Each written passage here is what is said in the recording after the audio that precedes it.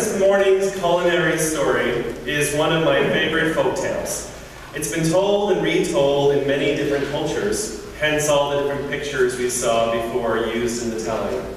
It's a classic story of feeling like we have nothing, when in truth we already have everything we could possibly need. The trick is remembering we have it together.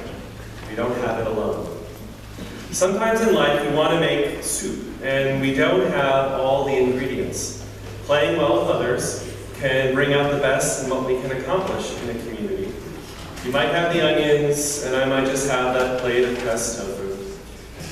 But that's just the surface of the story. Sometimes the thing we bring to the banquet is the thing we're not aware we have to offer.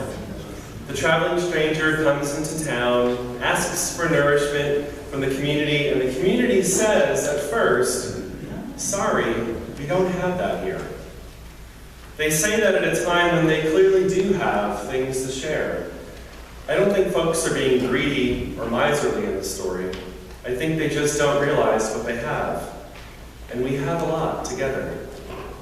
What's the hidden thing you have in your kitchen cabinet, waiting to share with this congregation? Sometimes it's a thing that you can do to help. For those looking for small ways to contribute, Sue McGovern, are you here? Right back there, waving hand. We'll be helping leaders connect with people looking to help with smaller projects. The things that need to be done but don't require huge commitments. Sometimes, though, the hidden thing in our kitchen cabinet isn't a thing to do. Sometimes it's what we bring to the table simply by being ourselves. I want to focus more on that type of gift we all share. Religiously, it's our call or calls to life. Our purpose for being, our gift to the people around us, our talent that fits the world's needs here and now. What's your purpose? What is your call?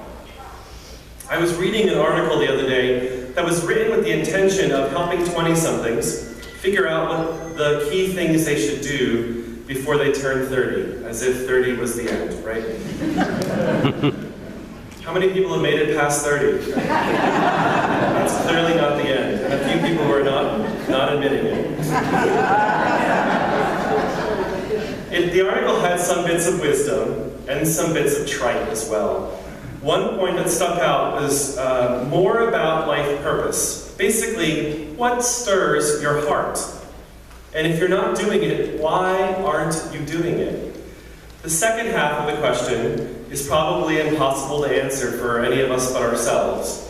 If something brings us joy, why wouldn't we be following it?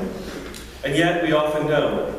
But the first question, what stirs our heart, is all too often all too difficult to answer in our contemporary age. What stirs our heart?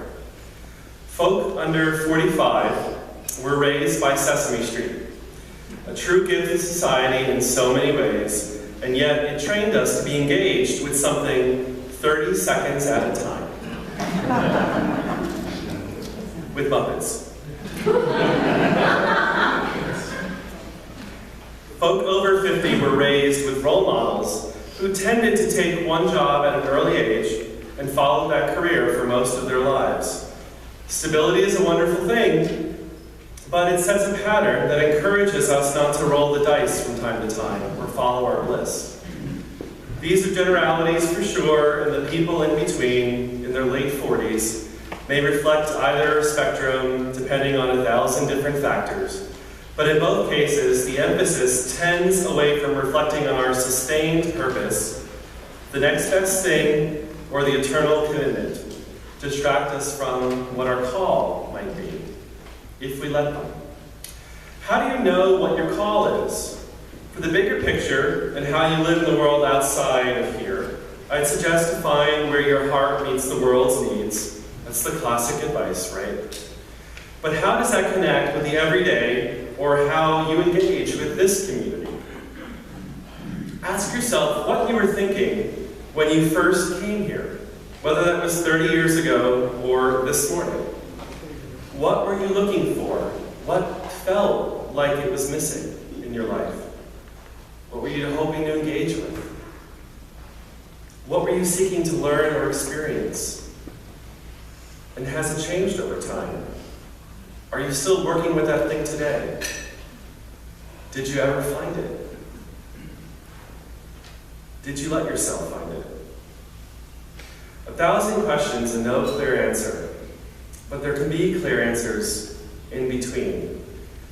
Our leadership is working on improving in how we integrate newcomers or welcome the stranger asking for that bowl of soup that we know we have, even if we may sometimes forget how to give it. And on the flip side, we sometimes need to own for ourselves what we commit to or haven't really committed to in community. If you came here seeking community, have you allowed yourself to prioritize that? If you came here to ensure your children receive quality religious education that values diversity and free thinking, have you committed to prioritizing that attendance? If you come here to make the world a better place, to deepen your engagement with ongoing work of social justice, are you still engaged? There are so many reasons and so many needs, it can be completely overwhelming. The world of production and consumerism clamors for our attention.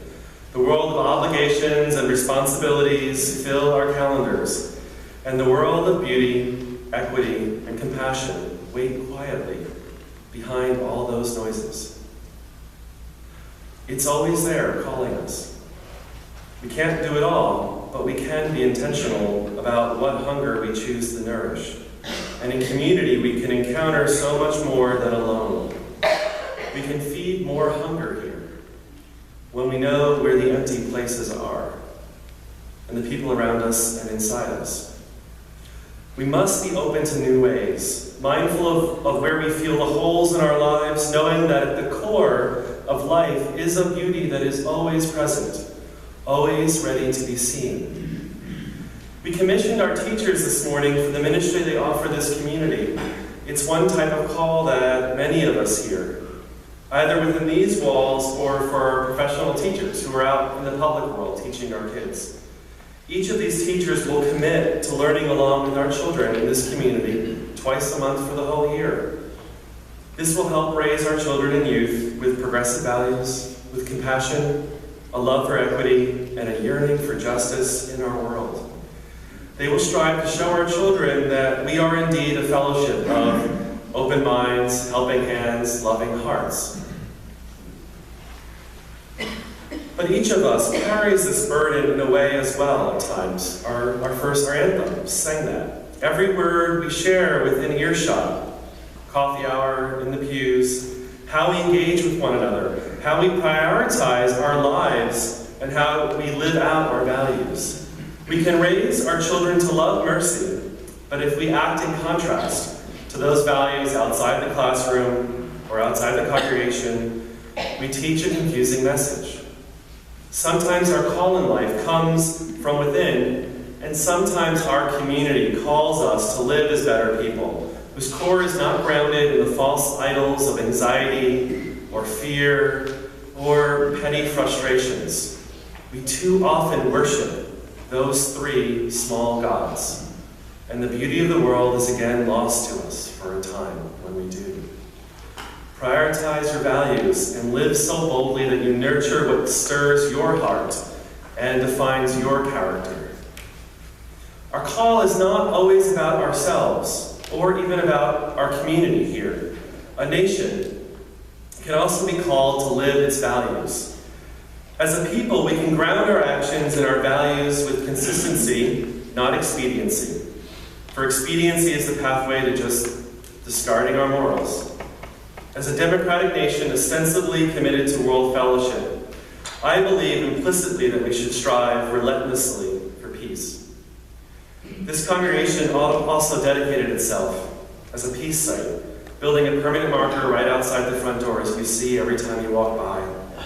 I fear that our nation is discarding its morals again this week in our likely response to Syria and Assad's alleged use of chemical weapons. Our likely actions value a Geneva Protocol around chemical weapons over a risk inherent to a military strike for civilians. A timeline might be helpful here to understand my thinking. all the messages are kind of all over the place in the news right now. That the Syrian army was firing upon civilian protesters. In September of 2012, cluster bombs were reported to be dropped on rebel-held towns, causing incredible civilian casualties. In March of 2013, 6 months ago, the UN concluded that fuel-air bombs were dropped on a town. By July of 2013, the death toll reached 100,000 people. I can't imagine. This week in September, we hear that chemical weapons were used. Now, the White House is calling us to act, so that dictators know that there will be repercussions for the use of chemical weapons. I get it. I see that a world that ignores the use of chemical weapons is a world that will see massive casualties in wartime.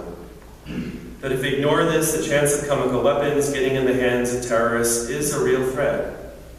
However, because of the advancement of military weapons, we already see that horror in our daily experience.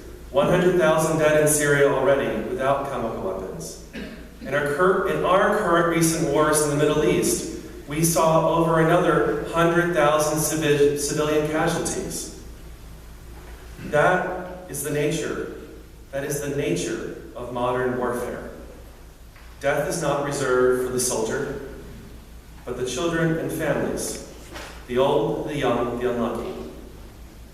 The White House has indicated that these potential military strikes won't change the direction of the civil war. The toppling Assad's secular dictatorship would only cause more problems down the road, knowing that with all the ethnic and religious groups vying for power in the rebellion, it's impossible to know what will come next or how many decades it would take.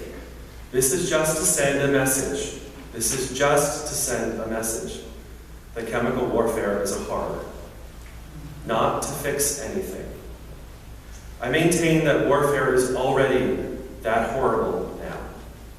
If 100,000 civilians have already died, we're already in an age where we can't walk into war without knowing it will bleed our humanity that much.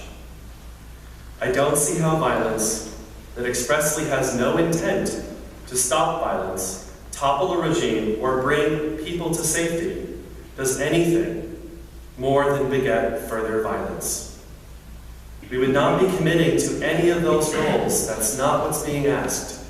We would only be sending a short-term message that will have limited lasting effect, except for the law, of course, for the permanent loss of life that those military strikes would cause, both in military deaths and, if history is any indication, civilian deaths as well. Some of the answers here are not fixes in the short term. Not that a military strike, by the president's own indication, would fix the situation. The longer-term fixes involve applying pressure and diplomacy in many places. We can only build peace if our values are grounded in peace. Our national leadership does not appear to be grounded in the value of peace, regardless of party. Our steps are many. The UN veto process for lifetime members of the Security Council, that includes us, is as broken as our nation's system of filibustering. Since that perpetuates inaction that allows murders to continue, we start by changing that. Economic pressure can be more lasting than violence. Syria is heavily sanctioned already, but Assad's assets have yet to be frozen. As a nation, we can stop engaging in arms sales. As a nation, we can stop doing that. We could track chemical sales of our allies and put pressure for those sales to stop. We need to change our perception of what acceptable violence is. We can't even manage a reasonable national gun control policy when the overwhelming majority of our citizens think we should restrict gun use. Or as the noted public ethicist Stephen Colbert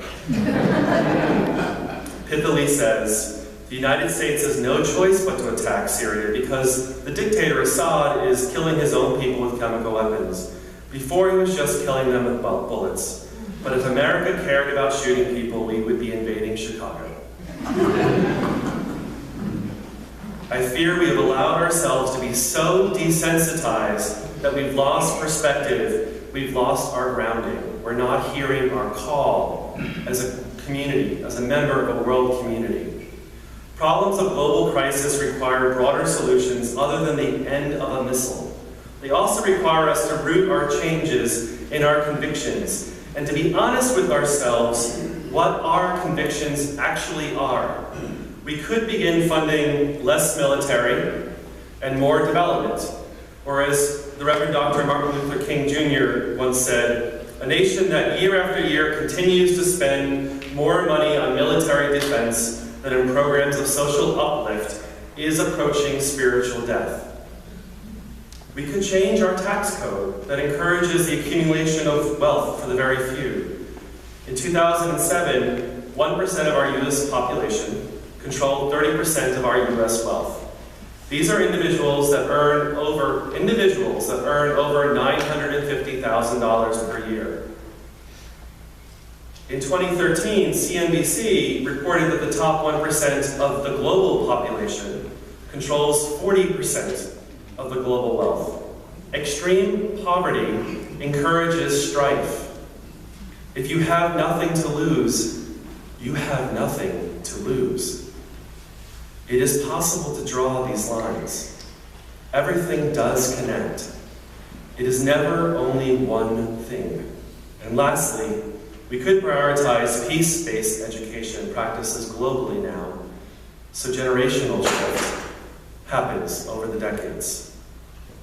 I invite you all to write your senators or representatives and ask them to vote against a military strike like I have. We do not need to be a nation in a perpetual state of war. We do not need to be a nation that perpetually sees the military solution as our primary tool in the toolbox. We do not need to be a nation that fails to engage in long-term solutions but perpetually chooses long-term military engagements. All of these changes will take time and conviction. If we're not grounded in our values, if we're not called at our core to strive toward peace, we will not know peace. There is no quick fix. There is no magic missile that will nurture peace. This is what religious community is about. There is no quick fix for the problems of our world, and too often there is no quick fix for the serious challenges in our personal lives.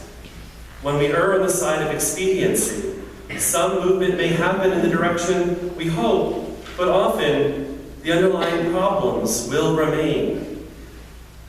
Religious community asks us to discern our values, find our purpose, and then learn to live our lives from that call. In some ways, occasionally, it'll be easy. And in some ways, it's a lesson of a lifetime. I invite you all to join together in that search and that most spiritual practice.